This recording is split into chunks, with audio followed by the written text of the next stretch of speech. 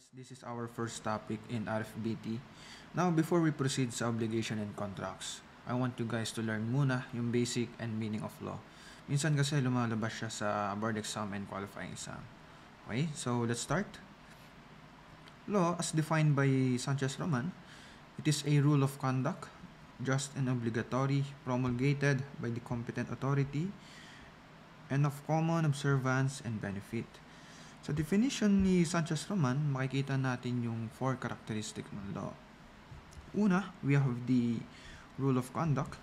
Nang ibig sabihin ay yung guidelines na sinusundan ng bawat individuals. Meaning, ito yung way on how we should act on our day-to-day lives.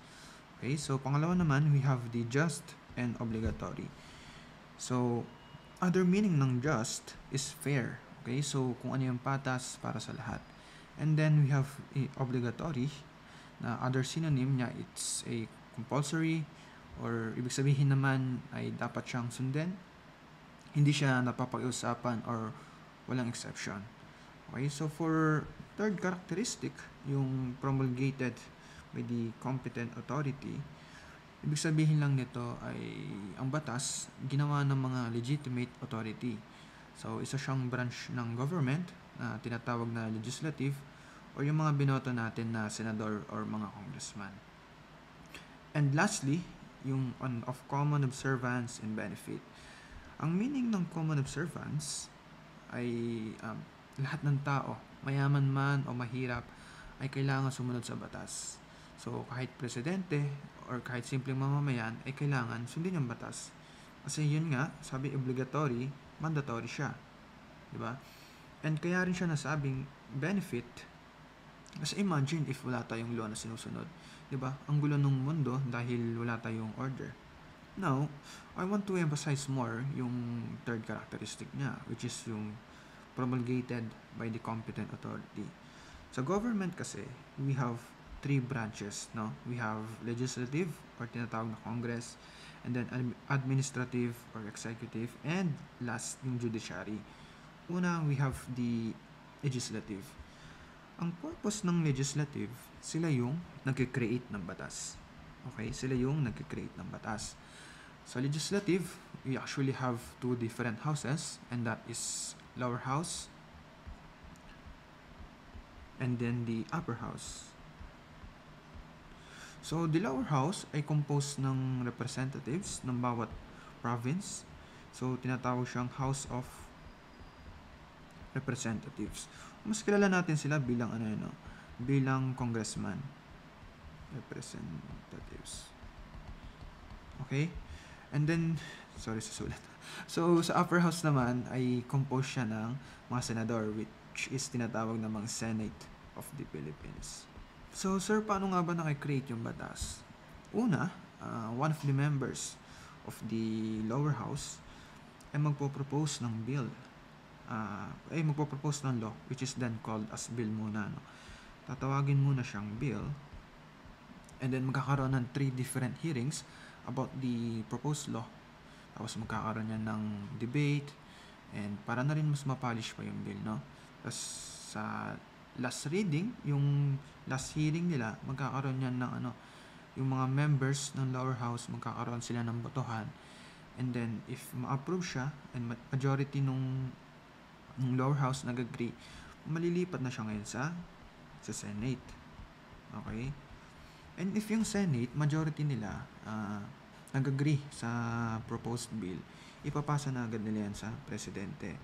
And kung hindi naman, sabihin, may mga specifics silang hindi nagustuhan, pwede nilang ibalik yan, ipaparevise nila ulit yan.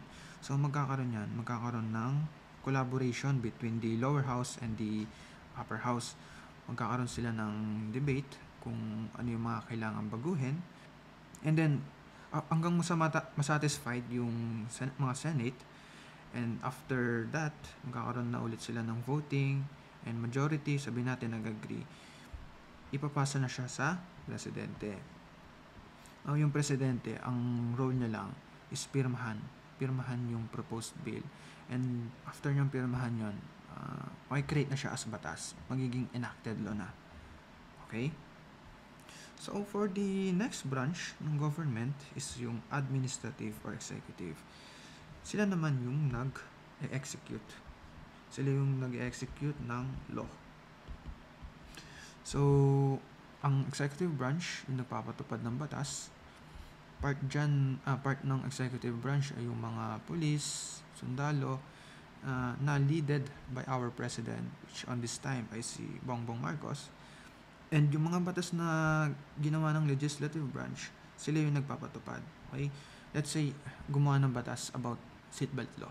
Okay? So, yung mga enforcer natin, kunwari, if may nakita sila nag-violate sa batas na yon, pwede nilang hulihin dahil meron silang power na ipatupad yung batas. Remember nyo lang, kapag sinabing executive branch, sila yung nag-execute. Okay? So, for the last branch ng government, yung judiciary. Ang role naman ng judiciary, sila yung nag-interpret or nagde-decide ng law. So, what do you mean by interpret? So, ganito kasi ang class. Minsan kasi, kahit ang dami ng pinagdaan ng process yung paggawa ng batas, hindi pa rin siya ganun ka-clear. Minsan, vague pa rin siya dahil nga, nagbabago yung society natin. Hindi pa rin siya masyadong clear sa iba, nag-iiba yung intention. So, ibibigay ako ng isang example, no? Kunwari, yung legislative, gumawa ng batas about seatbelt law. Okay? So, SBL. Ang sabi sa batas ay kailangan daw lahat ng dumadaan sa national road or highway ay kailangan naka-seatbelt. Dahil nga na-create na siya, pinasya sa ngayon sa executive branch. Now, yung executive branch, inutusan nila yung mga employee nila. Sabi natin mga enforcer, no? Si B ay yung ating enforcer. Now, si A, hinuli nila. No? Si A pala, nakamotor siya, Tapos pinara siya ni B. Ni B, as enforcer, ito yung enforcer natin. Si A, nakamotor, na Yamaha. Pinara niya. Sabi niya, sir, bawal ka pong dumaan dito sa highway. Sabi niya, bakit? Kasi sir, wala kayong seatbelt eh. Ngayon, umangal naman si A. Sabi niya, sir, paano ko malalagyan ng seatbelt to? Motor to. Tama nga naman, di ba? So, yun, nagtalo habang napunta sila sa korte. Yun, sinabi nila yung mga naging opinion nila sa judges. Sabihin natin sa MTC, no? Nag-file sila sa MTC. Now, ang role ng judiciary dito, i-interpret nila yung batas. Sila yung magde-decode kung ano ba talaga yung gustong sabihin ng batas. Now, kunwari, sinabi ng judges na while it is true, kailangan naka-seatbelt sa national road. But sabi, sa Article 8750, ang mga sasakyan lamang or four wheels ang dapat na may function na seatbelt. So, hindi kasama rito yung mga motor. So, ganun nag-work yung judiciary, no? Sila yung nagde-decide by referencing on other article or dinedecode nila kung ano ba talaga yung gustong sabihin ng batas. So, kapag sinabing judiciary, they are the ones who interpret and decide. Okay? Now, ang judiciary, meron niyang hierarchy of courts. Meron niyang, the lowest court, no? We have the MTC, the Municipal Trial Court, and we have the MTC, Metropolitan Trial Court, and then the MCTC, the Municipal Circuit Trial Court, and then MTCC, the Municipal Trial Court in series. Now, sumunod dyan is yung Regional Trial Court or yung RTC, no?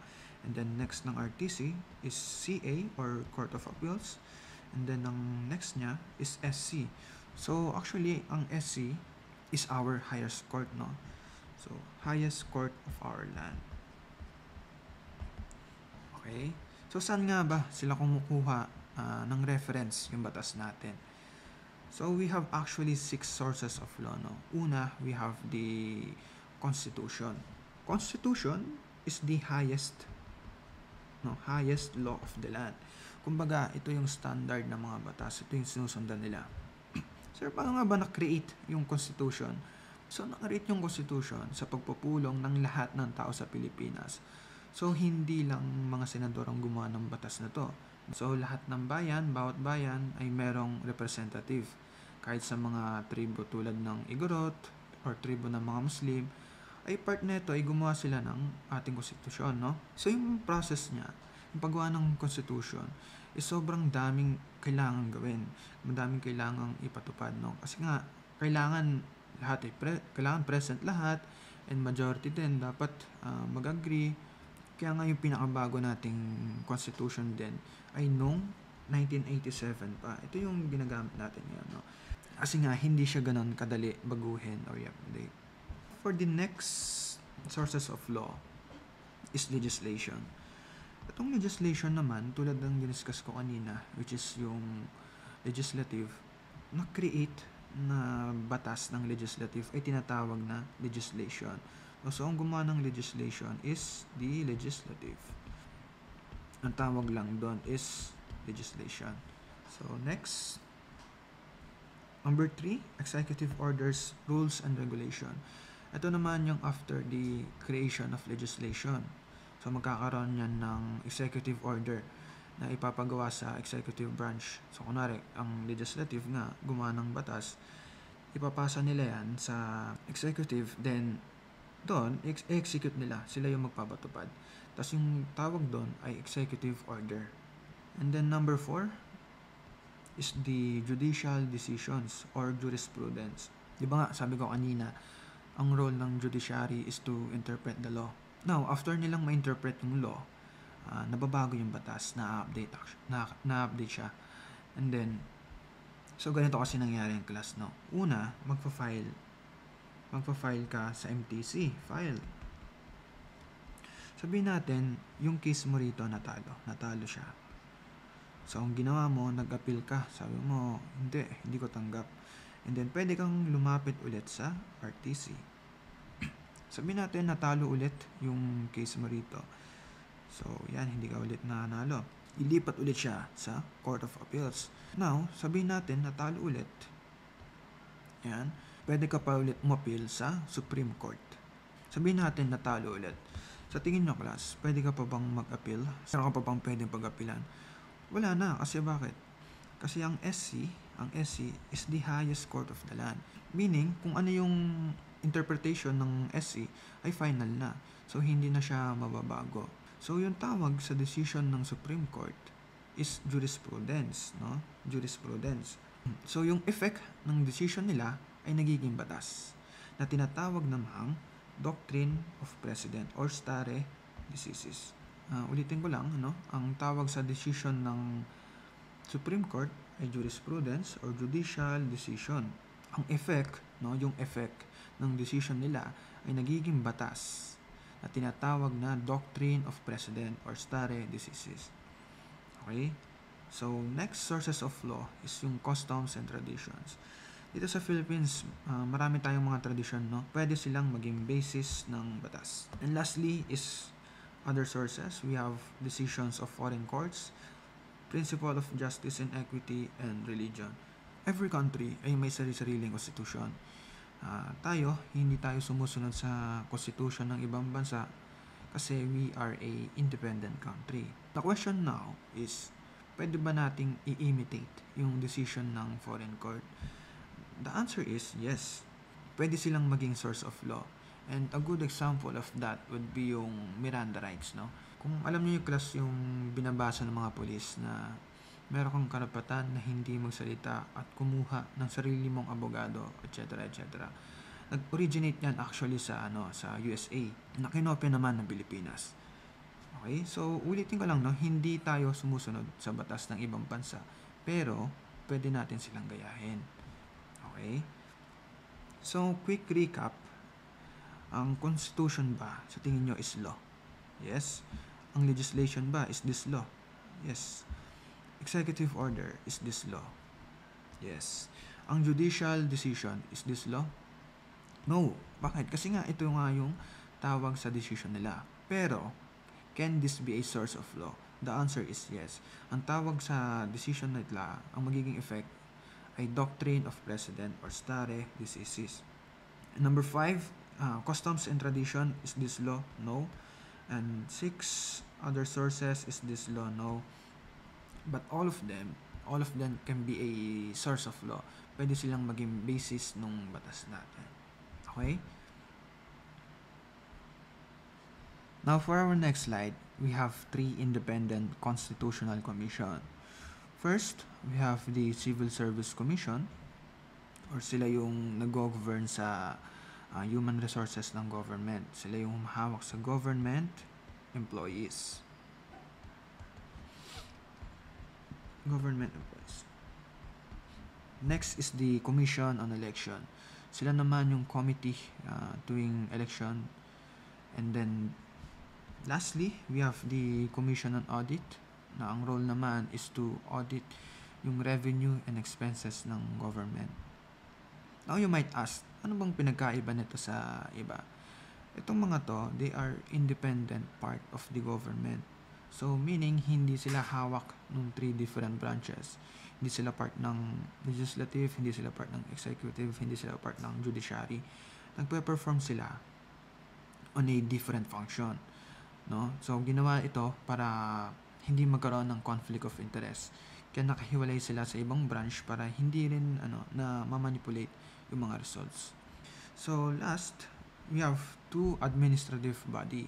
We have quasi-legislative and then we have quasi-judiciary. Yung pinagkaiba nito sa mga government agencies ay meron silang function na pwedeng gayahin yung sabihin natin yung legislative or judiciary. So when we say quasi kasi, it can be translated as parang, no? So parang legislative. So parang judiciary. Sa quasi-legislative, ang good example nito is yung LTO. No? Yung LTO, part sila ng administrative branch, pero pwede silang gumawa ng batas. Hence, kaya tinawag na parang legislative. Example niyan yung coding scheme. Di ba may number coding sa EDSA? Hindi siya actually ginawa ng mga senador. Ang nag-create nung batas na yon ay yung LTO. Kasi they have the power to do so. Now, sa quasi-judiciary naman, ang example niyan is yung NLRC or yung National Labor Relations Commission. Pwede silang mag-execute and interpret ng batas. Kunwari, kapag may issue regarding labor dispute, pwede silang mag-act as a judiciary and mag-decide ng batas. Okay, that's all. And now, before we end this presentation, let's answer muna ng mga counting theories, no? Number 1, what can be defined as law? As a law, no? Letter A, as a system of uniformity, no? Letter B, as a rule of action, and this is actually correct, no? Letter C, as a divine inspiration, no? Letter D, as a physical law, no? The answer is B. Kasi ang literal meaning or the meaning of rule of action, it refers to the role on how human should act, no? So order siya, ibig sabihin. Number 2, what is the term used to refer to state law in connection with obligations and contracts, marriage, and the administration of justice? Positive law? Yes. Moral law? No. Divine law? No. Natural law? No. So yung other term na ginagamit ng state law is positive law. And then, meron pa dyan yung imperative law. Imperative. Yan. Ayun yung mga other term ng state law. Moral law, no. Kasi it refers to ethics, eh. Divine law naman, ito, wrong din. Kasi it refers to God revelation, diba? And then, natural law is actually wrong to, no? So, number 2, the answer is A. Next, number 3, what is the primary function of law in society? Letter A, to secure justice. Well, while it is a function of law, hindi siya yung primary. Ang hinahanap kasi natin dito, class, yung primary.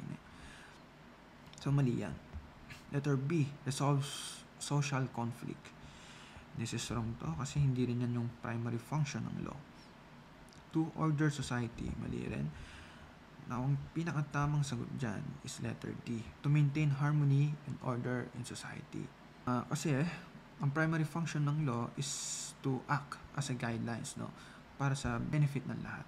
Okay, so ang answer natin sa number 3 is D. Okay, next, number 4. What is the legitimate authority responsible for enacting laws in a democratic country like the Philippines? Na-discuss na natin to. Ito yan, which is C. Legislative or legislature. Okay. Number 5, what is the Constitution of the Philippines often referred to as? Letter A, Supreme Law, yes. B, Secondary Law, no. Fundamental Law, no. Constitutional Law, no. Ang other term ng Constitution of the Philippines is Supreme Law or Highest Law. Highest Law of the land. Okay? Sagot natin sa number 5 is A. Now, number 6, true or false? The Supreme Court decision will form part of the Constitution as the Supreme Court is the highest court of the land while the Constitution is the highest law of the land. So, ang sinasabi ng number 6, yung decision daw ba ng Supreme Court ay napupunta as Constitution dahil pareho silang highest of the land. Tama ba yun, class? This is actually wrong, no? Why?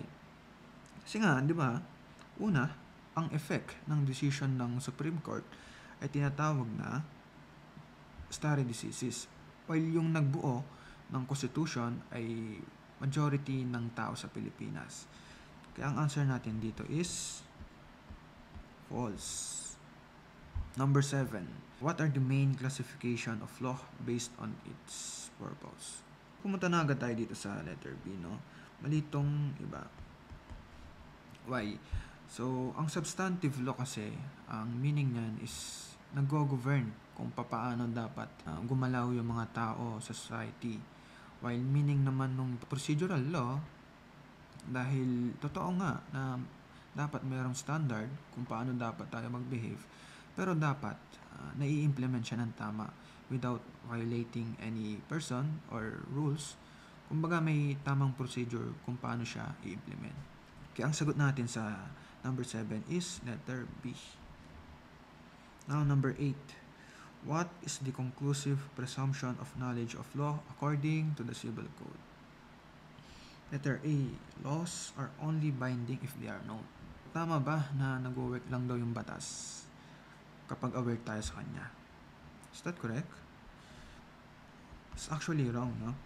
Bakit? Kasi kahit hindi mo alam yung batas, kailangan wala kang exception di ba? Walang exception sa batas and yung sa definition na ng law and of common observance, no? Meaning the law applies to all or none at all, di ba? Walang exception dito. It is mandatory, it is obligatory. Okay? So letter B, social life is impossible without knowledge of laws. This is wrong. Sinasabi niya is boring ka daw na tao if wala kang alam sa batas. And mali yun. And then letter C, it is absurd to absolve those who do not know the law. So same concept sa letter A, mali yan. So ang pinakatama nating answer dito is letter D. So ignorance of law excuses no one from compliance therewith. Walang sinisino ang batas, kahit nga presidente or kahit simpleng mamamayan. Yun ang pinaka conclusive presumption sa batas. Okay, hindi natin siya pwedeng gawing excuse na hindi natin alam yung batas kaya hindi tayo magko-comply. Okay, so that's it for our presentation. I hope may natutunan kayo as some of this ay possible na lumabas sa board exam and qualifying exam. Okay, thank you for listening.